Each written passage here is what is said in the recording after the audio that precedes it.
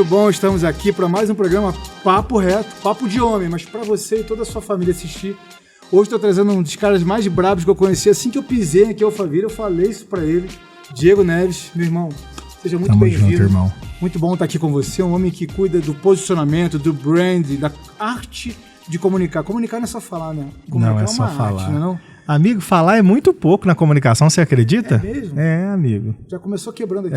Porque às vezes a gente pensa que comunicação é falar, né? Quem muito fala, então comunica pouco. Você tem que pensar que comunicação são várias camadas. Tem camadas simbólicas, gestuais, tem vários aspectos para explorar na comunicação. É muita técnica. E às vezes a gente foca muito só na comunicação falada, verbal. Mas tem muita coisa pra gente descobrir nesse podcast. Vamos para cima. Olha só, eu acho assim muito importante e necessário, porque no nosso grupo de homens, no que a gente trata, que é um direcionamento mais claro para a hombridade, eu percebo que a forma como o homem se comunica, a forma como o homem se posiciona, e por consequência o resultado que a gente está vendo à nossa volta, que é uma perca total da identidade do homem, tem tudo a ver com uma grande parte daquilo que você faz, que é posicionamento. Sim. O homem perdeu seu posicionamento claro? O que você entende hoje como contexto da sociedade? Cara, o homem ele tem perdido, sim. Engraçado que eu já me sinto um pouco mais da velha guarda, né, Rafa? Vou fazer 36 anos. Eu falo assim, não, Diego, mas você é novo. Tem gente que fala assim, é um bebê. Não sou não, amigo. Eu sou de 89. A turma que eu tô vendo agora é da safra de 2001, de 2008. E eu fico assim, meu Deus, parece que eu tô ficando velho, realmente. Então eu tive a oportunidade de passar por algumas mudanças significativas na nossa geração. Se você parar para pensar, eu e você, Rafa, nós somos migrados digital. Sim. Então a gente viveu uma migração para esse digital. Muitos já são nativos no mundo digital. Só esse comportamento, o acesso à informação, já trouxe, sem dúvida nenhuma, uma aceleração e uma mudança extremamente agressiva no comportamento do homem. Se a gente parar para pensar, o homem do passado era um homem que ele vivia dos braços. Sim. Era um homem caçador, era um homem que buscava. Se eu for lá para a Idade da Pedra, então a gente tem história para contar aqui. Mas na minha geração mesmo, eu nasci numa cidade muito pequena, então a minha visão sobre homem, assim, nesse contexto de posicionamento, é você ser uma pessoa ativa, né, que busca ali, de alguma forma, trazer um resultado para você e para quem você ama. Hoje, essa geração ela se perdeu no posicionamento. Hoje, se a gente perceber essa crise de identidade, e aí a gente vai em todos os níveis de identidade, até na questão de gênero mesmo, da pessoa, de como ela se vê, de como ela reage, e aqui não é uma crítica à maneira como você se vê, mas eu vejo que o homem ele perdeu esse referencial. E se a gente parar para pensar, a falta do posicionamento de homem começa na família. Porque se esse homem abandona o filho, esse filho provavelmente vai já levar uma dor, vai já levar vários traumas que vai machucar ele o resto da vida na forma como ele se posiciona. Então, respondendo a sua pergunta, perdeu sim, perdeu muito aquela referência, né, de como se posicionar, de como se tornar uma pessoa que tem a capacidade não só de caçar, de buscar, de construir, mas de proteger. Interessante, né? Assim, o homem primata, ele saía, ficava 3, 4 dias e voltava com a caça nos ombros. Só voltava com a caça nos ombros. Voltava com resultado. Só com resultado. Não existia isso de ali caçar, chega chorando à noite e abraça a esposa. Não tem choro, não. O cara era um guerreiro, literalmente. E ficava sem comer. Exatamente. Ficava 3, 4 dias sem comer e ele voltava com a presa, ou seja, com um resultado. Sim. Hoje, o resultado seria a geladeira cheia, as contas pagas, um Pix, um contrato.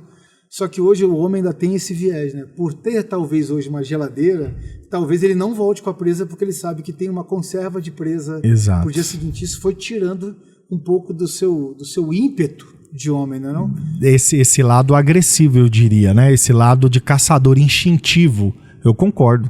Porque tem reserva, tem conforto. Então dá pra ficar. O cara tem ali armazenado ali, ele tem a despensa dele. Então acaba deixando o cara com essa latência que ele teria ali de ser uma pessoa mais provocadora desse ambiente, que tem que resolver, hoje, né? Que ele tem um hoje, esse cara ele tá um pouco mais tranquilo. Isso aí tem que ser real Sim, mesmo. É verdade. Então essa zona de conforto realmente condiz até com algumas coisas que a gente crê esse movimento, né? Até o hoje, Sim. a gente só tem o hoje, né? Sim. Ser um grande comunicador, meu irmão. E eu vejo que a comunicação que a gente teve bota assim, 2 gerações até hoje, ela parece, eu vou dizer que parece que eu não sou especialista, mas ela parece que induziu o homem a se destituir da identidade. Você como profissional, você percebe isso, que houve uma intenção de desconstrução do homem? Eu vou dar um exemplo. Assim, quando eu era muito novo, sou acho que de uma geração atrás da sua, era cultural ter uma geladeira, uma TV na cozinha. E a TV parecia um quadro, que era ligado numa rede de televisão muito famosa, que era o dia inteiro passando informação. Então você ficava o dia inteiro absorvendo. E aí, qual era o modelo daquela geração? O que passava naquela TV? Passava do homem, um grande empresário, um homem bem-sucedido, e todo homem grande empresário, bem-sucedido das telenovelas, ele pegava as empregadas, a secretária, maltratava a esposa e vivia bêbado. Ou seja, estava sendo impregnado que um homem bem-sucedido ele era um homem mau. Sim. E aí chegou a última geração agora que gerou uma cultura de que falou assim, você tem que sair da geladeira. Você tem que sair do armário, né? Sim. Na geladeira, sair do armário. Ou seja, foi desfigurado o modelo de um homem bem-sucedido. O homem bem-sucedido é um homem mau, e agora um homem sensível é um homem que sai do armário. Houve intencionalidade nessa curva ou foi só um acaso inocente? Não foi um acaso inocente. Se a gente parar para pensar, por muito tempo, as emissoras de comunicação, de TV, de rádio, de jornal, que era exatamente o ponto central de informação, de credibilidade que nós tínhamos ali, ela tinha o poder de construir a narrativa que quisesse.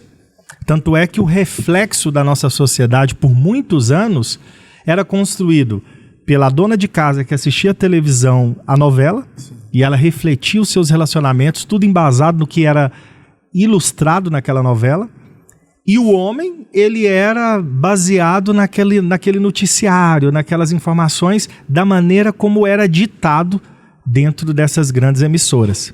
Sabe o que é uma coisa legal? Presta atenção. As emissoras, elas tinham realmente um poder. Tanto é que, dentro de uma figura de emissora, eu já vivi muito bastidor dentro de televisão, existe, talvez no jornalismo, um dos ambientes, né, uma das figuras assim que mais gera um temor, que é o editor-chefe. Esse cara é como se fosse o direcionador de pauta. Nossa. É ele que fala, não, isso entra, essa maneira você não vai falar, é para escrever dessa forma, é para noticiar dessa forma. Então esse cara é um cara que tem muito poder.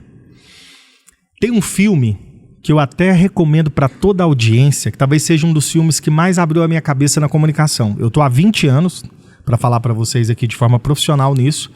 E bem no início da minha carreira eu tive contato com esse filme. Ele chama O Abutre. Esse filme, ele retrata exatamente a maneira como o jornalismo por muito tempo viveu. Então, a construção dessa narrativa, ela se impôs tranquilamente aí no comportamento não só do homem, mas da família de modo geral. Só que tem uma luz nesse túnel e a gente está chegando bem no fim dele. Você acredita nisso? Amém? Eu acredito. Amém. Amigo, deixa eu te falar, Rafa. A TV perdeu o seu espaço. Perdeu. O jornal perdeu o seu espaço. O rádio perdeu o seu espaço. Ah, mas tem os defensores das mídias tradicionais. Eu sou publicitário. É totalmente diferente a voz que nós demos para a mão de cada um. Na mão de cada um tem o celular, tem a sua câmera. Se você tiver uma conexão com a internet, você tem possibilidade de se tornar uma voz. É democrático isso. Então o que acontece? Nós temos agora, talvez, muita informação de forma exagerada, de forma desorganizada, desordenada, mas nós temos condição de pessoas como eu e você, como outras pessoas, que acreditam em um modelo que pode funcionar, que pode se tornar eficiente, que pode trazer clareza para as famílias, que a gente consiga usar essas plataformas para se tornar voz nesse lugar. Ué, mas a outra forma de pensar também tem liberdade? Claro, e assim que é o mundo, e está tudo bem. Só que eu concordo plenamente, isso não foi uma coisa do acaso, isso foi direcionado. O que a televisão fez ao longo desses anos, ela trouxe ali uma linha de pensamento que não tem jeito, se tornou modelo para a sociedade. Só que agora não, a internet ela deu voz para todo mundo. Então, graças a Deus, ainda dá tempo de nós reconstruirmos de fazer um reset no seu posicionamento, na sua imagem, e restituir ao modelo aquilo que de fato nós somos. Né? Porque eu percebo o seguinte, a internet deu voz ao público. Agora, nós podemos escolher quem pode nos influenciar ou qual nós temos como referência. Né? Eu costumo dizer que o homem pode pegar aquilo que é bom de cada um. Por exemplo, eu posso querer modelar um modelo de casamento de uma pessoa que talvez não seja muito bem sucedida financeiramente. Sim, com certeza. Eu vou modelar essa área. Agora, aquele lá, ele é bem sucedido financeiramente com princípios que eu quero carregar, eu modelo esse negócio. Eu não fico refém de uma direção clara, única, de um meio de comunicação exclusivo. Né? Sim. Esse excesso de liberdade, isso é positivo ou negativo? Eu sempre quis saber porque... No contexto da mídia em si? Cara, na minha visão é extremamente benéfico. Eu acredito que aquela famosa liberdade de expressão que a nossa Constituição nos garante, você ter plataforma para exercer isso é extremamente importante. As pessoas são livres. Só que a gente tem que entender que nós somos responsáveis e reféns daquilo que a gente fala. Então, cara, é importante. Você acredita nessa liberdade? Demais. Eu acredito que todo mundo tem que exercer ela. Sim. Só que você tem que exercer com maturidade. Não é saindo falando qualquer groselha e tá tudo bem. Você tem que entender que existe uma responsabilidade naquilo que você acredita, naquilo que você enxerga. Porque se a gente for para uma discussão talvez um pouco mais profunda, Rafa, no meu modo de ver, nós não vivemos nessa dimensão. Nós vivemos numa dimensão de percepção. Tudo depende da percepção. Então, a sua percepção é uma, a minha percepção é outra. Nós estamos com o Léo aqui, que está aqui no estúdio. Se eu falar, descreva o Léo, e eu ficar calado, descreva você, Rafa. Você vai descrever o Léo da forma que você está vendo. Eu vou descrever ele do meu modo de enxergar ele. Sim. E isso é uma questão totalmente isolada. Se cada um constrói a sua própria percepção, essa liberdade de expressão, ela é extremamente delicada, porque talvez o meu modo de perceber é diferente do seu. Sem dúvida, vai acabar e aí você fala, Diego, mas eu não concordo com a sua opinião. Você não deveria nem falar isso. Você deveria pensar, cara, a percepção que o Diego tem do mundo é diferente da minha. A percepção que eu tenho é essa. E aí o que a gente tem que fazer? Construir uma narrativa para que o mundo consiga entender melhor a minha percepção. Tá fazendo sentido ou tá meio maluco? Sentido. Não, tá bem amplo, mas bem profundo. Porque Legal. Quando você constrói isso, para construir a sua narrativa, para que você entregue a sua percepção, você deixa claro para a sociedade o seu sistema de valores e aquilo que você enxerga a respeito. Seja Exatamente. Da pessoa, seja da sociedade, seja da forma de comunicar. Isso mesmo. E é isso que tem deturpado um pouco naquilo que eu mais trato, que é em relação à hombridade. Ou seja, eu vejo que os homens, talvez, por ter sido destituídos de uma figura paterna, têm uma percepção diferente dos homens que deveriam ser. Hoje ele tem uma leitura deturpada, distorcida da figura do homem, da importância que nós temos em nos posicionarmos. Por exemplo, antigamente, na minha geração, era uma exceção ter famílias divorciadas. Hoje é quase que uma regra nas escolas. Só que todos eles têm uma percepção paterna diferente. Sim. Daqueles que tiveram ou um pai que seja presente, ou um pai agressivo, ou um pai que bebia, enfim. Cada um tem a sua percepção. E como foi diversificado a forma de comunicar, não temos apenas um, nós podemos captar e com clareza constituir um novo modelo. Sim. Ou ter uma percepção mais clara do que de fato está faltando na sociedade, que eu acredito que seja a questão do posicionamento claro de um homem. Sim. Entende? Sim. Foi muito aéreo também. Cara, eu tô gostando. Essa discussão aqui eu vou te falar, viu? De frente com o Rafa Soares aqui. Eita, vou mudar aqui o nome aqui. Tá sendo muito bom aqui, porque a gente tá entrando numa dimensão bem importante de reflexão. Mas eu costumo olhar assim, Rafa. Cara, cada pessoa é uma usina de posicionamento, de narrativa, de construção de legado, de, assim, realmente marcar essa sociedade. Só que tem pessoas que são ativadas para isso e tem pessoas que não se despertam para isso. O que é a minha função, a sua função num programa como esse? É trazer, assim, ó, um nível de consciência para que essa pessoa se veja indignada. Eu tô falando pessoa porque às vezes a esposa tá assistindo, o filho, mas o homem que estiver assistindo, cara, analise hoje a sua vida. Perceba a maneira como você tem se posicionado. Veja se você tem sido hoje uma resposta para essa fase, para essa geração, ou se você tem sido uma ausência para essa fase ou para essa geração. Acho que é uma reflexão que a gente tem que provocar bastante. Porque se cada um se enxergar como eu estou dizendo, cada um é uma plataforma. Cada um é um canal. Cada um é uma potente mensagem. Essas potentes mensagens, eu tenho uma percepção que elas estão caladas. Parece que tamparam com um copo. Sim. O que eu vejo assim? Vamos voltar naquela questão dos pais divorciados e tudo mais. Como exemplo, por exemplo, você vê as mulheres ativistas e tudo mais, não para apontar só para homem, só como uma analogia. Fiquem tranquilos em relação a isso. A mulher, às vezes, são contra homens e falam assim, mas por quê? Não, porque meu pai, porque eu tive um envolvimento com uma pessoa assim, os homens que eu conheci são ruins. Essa é a percepção que ela tem. E o que eu entendo? As pessoas querem comunicar sempre a dor. Por exemplo, se eu piso no seu pé, é natural do homem, claro que a gente está caminhando em uma outra instância, mas é natural do homem que ele pise no meu pé só para que você comunique assim de forma indireta, assim, olha a dor que você está sentindo, foi a dor que você me fez ter. Então eu sou, por exemplo, eu sou contra pai, eu sou contra marido, porque olha a dor que eu senti. Sim. Então, geralmente um homem, as pessoas têm comunicado mais dores. Ela não tem tido a percepção de que foi uma coisa isolada, aconteceu com ela, não necessariamente isso é uma regra. Você tem essa percepção também? Muito forte. Tá muito... Não, eu curti demais a linha, acredito que faz sentido. Acho que se a gente parar para pensar, o reflexo, né, dos nossos traumas é por conta dessa forte dor que nós vivemos, não tem jeito. Né? E a gente vai reproduzindo isso. E o que acontece? A gente vira um repetidor. E isso é muito grave. O engraçado é que eu sou fruto de uma ausência paterna. Meu pai biológico abandonou minha mãe na gravidez e o meu pai que me criou foi meu pai de criação, que para mim é como se fosse biológico. Eu perdi ele quando eu tinha 12 anos por uma doença terrível, que foi o câncer. E eu fico lembrando, no meu coração, a figura de pai é esse cara que assumiu, que teve um posicionamento muito forte ali para guiar a minha vida. E eu vejo isso.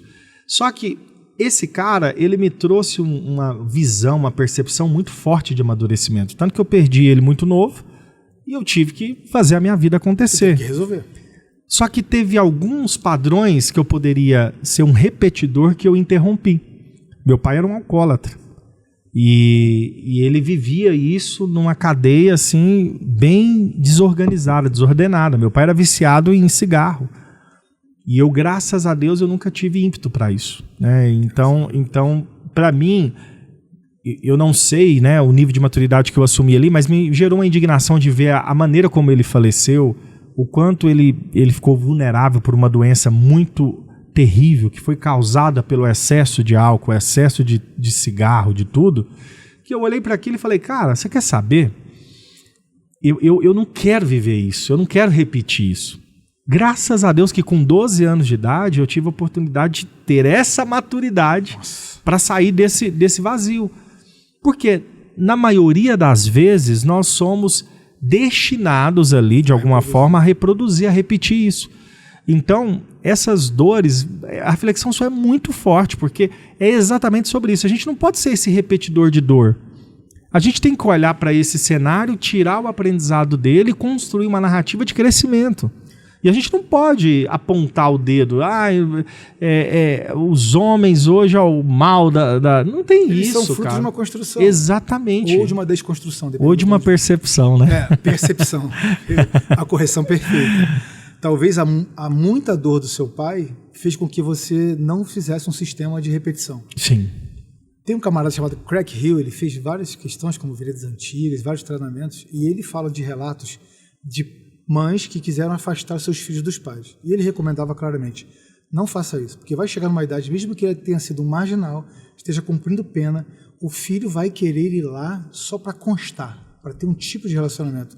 Provavelmente ele vai modelar negativo ou positivamente, mas ele vai ter ali um momento dele, e ali ele vai ter internamente uma definição, uma solução. Assim, ou vou replicar esse modelo, ou vou rejeitar esse modelo.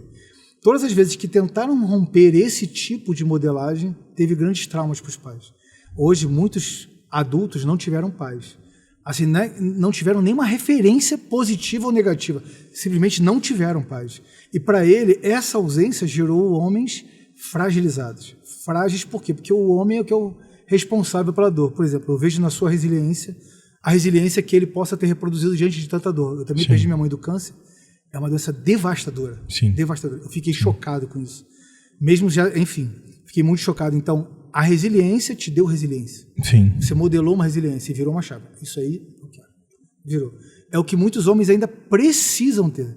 Aquele ditado que falam assim, rapaz, você não tem pai não, você pode ver que todo homem que brincam assim, é porque o homem é inseguro. Sim. Ele não é dado a tomada de decisão, ele é tomado de assumir B.O. mesmo, e partir para cima e resolver questões que só o homem resolve. Então, essa figura tem sido latente hoje na sociedade.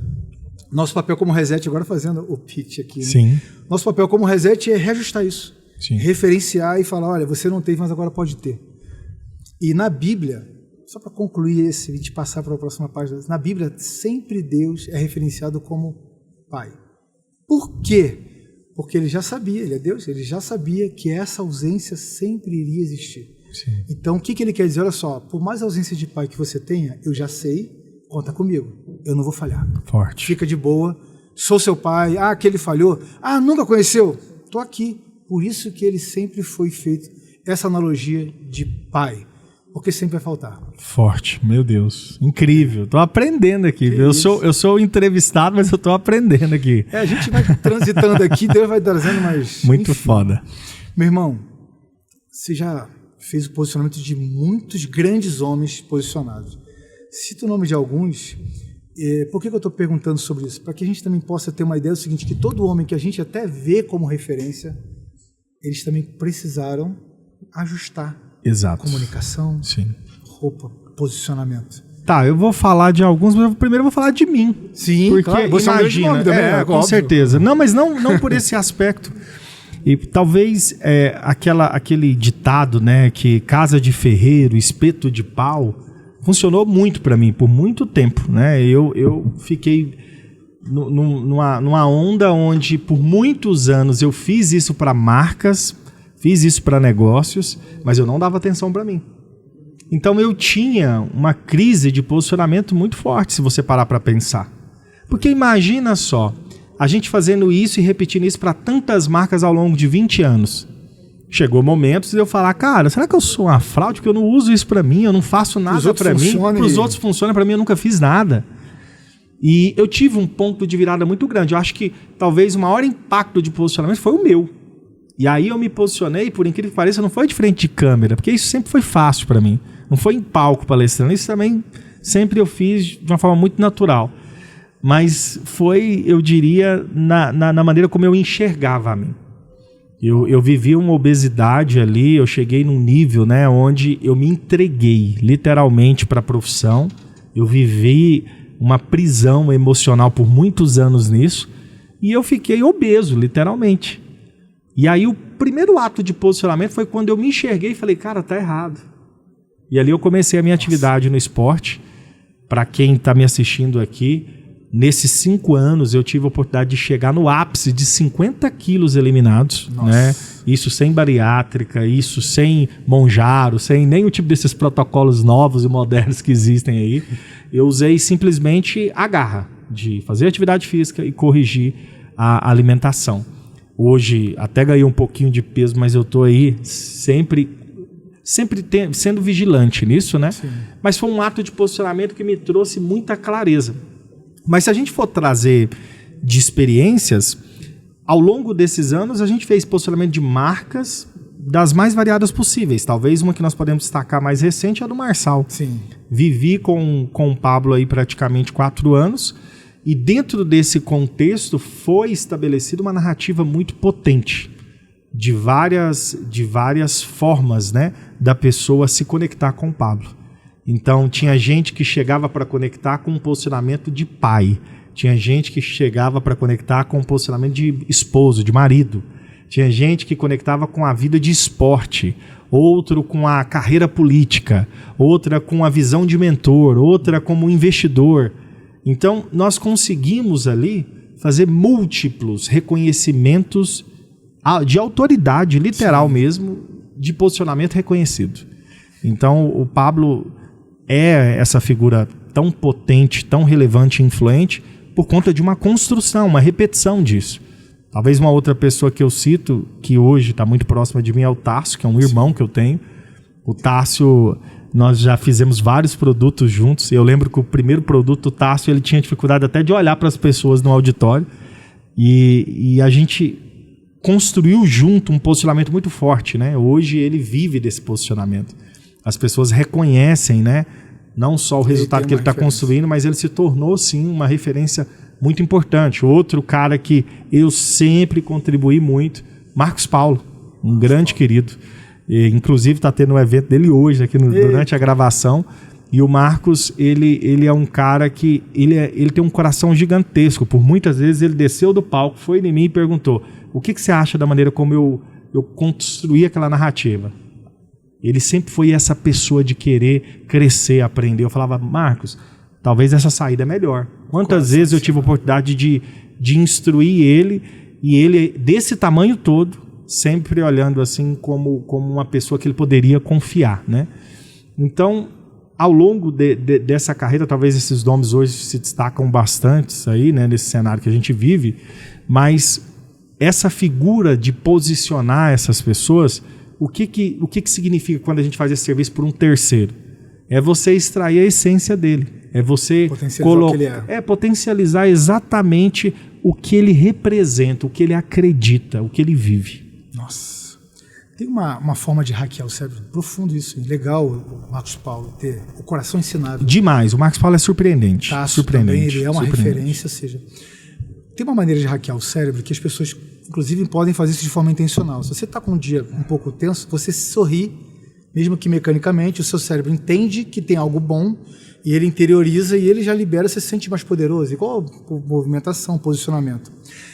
O branding, a forma como você se veste, também faz com que a pessoa, ao assumir essa roupagem, ele consegue interiorizar mais a sua real identidade? Olha que forte isso. Que eu tenho uma opinião diferente de muitos em relação a isso. Rafa, quando você vai cortar o cabelo, você não se sente que está até mais bonito, que está mais posicionado? Você fala: cara, que legal, parece que eu mudei. É isso. Mas isso passa em fração de segundos. Sim. Da mesma forma, se você chega para fazer uma palestra e você tem a oportunidade de vestir bem, de se sentir poderoso com a roupa, isso também, em alguns segundos, vai acabar. Eu digo que é importante, mas não é determinante. E é importante que as pessoas entendam o que eu vou falar nesse momento. Porque eu sou uma pessoa que falo sobre posicionamento, sobre marca. Então, importante é, mas não é determinante. Diego, você pode me explicar? Claro. Por favor. Pensa comigo, Rafa. Se a pessoa tem uma imagem impecável, nessa fração de segundos, no impacto da exposição dela, ela vai conseguir sim reter e chamar a atenção. Eu não tenho dúvida disso. Sim. Eu investi no meu sorriso, a maneira, hoje eu cuido da minha saúde, tudo isso é importante para gerar essa primeira conexão de exposição. Sim. Mas não se sustenta. Não se sustenta. Então, se você me perguntar o que é impressionante e determinante para um homem que se posiciona, é ele realmente se sustentar na retenção dessa atenção. É ele falar assim: cara, foda-se aqui a minha imagem, presta atenção no recado que eu vou te dar. E a pessoa conectar com a alma dele. Essa capacidade mesmo de um ser humano olhar forte, com sensibilidade e falar: cara, eu consigo te alcançar, eu consigo conectar com você, eu consigo chamar a sua atenção e eu consigo, de alguma maneira, auxiliar você nesse processo, nessa dor. Fortíssimo. Então é diferente, né? Importante, mas não determinante. Fez sentido? Muito, muito. Me abriu aqui para uma outra pergunta aqui, mas poderoso isso. Ou seja, você pode... Aliás, eu tenho uma cultura, eu tenho uma observação, um sistema de avaliação, depois você verifica. Eu vejo o seguinte: todo homem que é impecável, todo homem ou mulher que se veste, se posiciona impecável demais, ela está tampando um buraco. Com certeza. Ela está tampando um gap que tem na sua alma. Ou seja, os excessos escondem algum fracasso. Faz isso sentido. É muito forte. Agora, o que eu quero dizer, por exemplo, é o seguinte: o homem que a gente trata muito de posicioná-lo como empresário, empreendedor, da clareza da identidade dele, um rebrand, um posicionamento na sua roupa, na forma de falar, dá mais clareza de que ele já é, ou seja assim, poxa, eu sei, por exemplo, que eu sou um bom pai, Então, cara, como é que eu testifico isso? O resultado está ali. Mas como eu comunico isso? Está entendendo? Ou seja, potencializa algo que a pessoa tem nele, mas em dúvida, entendeu? Não fake. Sim, vamos lá. O que é essa maneira... Aí vamos falar do digital, que talvez é a maior ferramenta, a maior plataforma que nós temos hoje para se expor. Tô sendo sutil, mas vai ser digital. É o digital, não tem jeito. Então, o que é o digital? Para nunca mais ter dúvida para ninguém, é uma extensão do que você é. Ponto final. Cara, o que eu sou? O digital vai só reverberar o que eu sou. Se eu maquiar, se eu fizer qualquer tipo ali de malabarismo ali para chamar a atenção das pessoas, todo mundo vai notar. Então, se eu tenho a minha identidade e ali eu já reproduzo isso, eu sou pai, eu sou marido, eu sou líder, eu sou empreendedor, o que o digital vai fazer? Ele vai dar um reverb maior, ele vai amplificar essa visão que já existe em mim. Então, quando você for para o digital, você tem que ter essa clareza de falar assim, cara, as pessoas elas precisam, eu quero dividir com elas aquilo que realmente significa para mim, como que eu enxergo o mundo, como que é a minha percepção, a maneira como eu olho tudo, a maneira como é a minha relação com os pais, eu vou mostrar isso. Então, se você me pergunta, isso ajuda? Sim, porque querendo ou não, ajuda você, porque você vai tendo cada vez mais, você vai revisitando e entendendo que você tem um papel importante na sociedade, na sua família, nos seus negócios, nas amizades, na clareza de quem você é. Só que tem um outro fator, você está ajudando gente. Que a partir do momento que alguém te olha ali e começa a ver em você uma resposta, acabou, não tem jeito. Essas pessoas elas vão olhar para você, essa admiração, essa construção, ela vai ser extremamente positiva até para o seu crescimento, até para a sua imagem, até para você falar, cara, eu sinto o que a gente falou agora há pouco ali no bastidor. Tipo, eu sinto aquela sensação de missão cumprida. Não tem coisa melhor do que isso. Isso ajuda na clareza. Muito, muito. Meu irmão, eu vou depois te convidar para um segundo e terceiro round aqui no Papo Reto. Vambora. Porque o nosso papo vai fluir muito. E a minha mentalidade é a gente fazer algo um pouco curto, porque o camarada vai no translado do trabalho, tá numa pausa entre outra coisa, escutar algo relevante. Eu sei que tem grandes podcasts que duram horas, mas essa é um pouco da nossa pretensão, de deixar pequenos passos. Qual recado você daria para a pessoa que está precisando ter mais clareza sobre isso que a gente falou aqui no final, de quem é, de como é, o que um posicionamento claro, o que ela precisa para dar pelo menos um primeiro passo para falar assim, cara, hoje eu vou me posicionar mais intencional. Vamos lá. O primeiro passo é olhar para si. E você tem que olhar para si para ver se você está em um momento saudável para isso ou não.